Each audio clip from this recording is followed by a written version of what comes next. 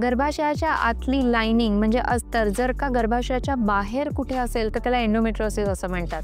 आणि मग दरवेळेला जेव्हा पाळी येते, योनी मार्गामधून रक्तस्राव होतो, त्यावेळेला ही गर्भाशयाची लाइनिंग जिथे कुठे असेल म्हणजे गर्भाशयाच्या वरती, मागे, ट्यूब्सवर, ओव्हरीवर, त्या प्रत्येक ठिकाणून ब्लीडिंग होतं आणि मग तिथे दाह निर्माण होतो।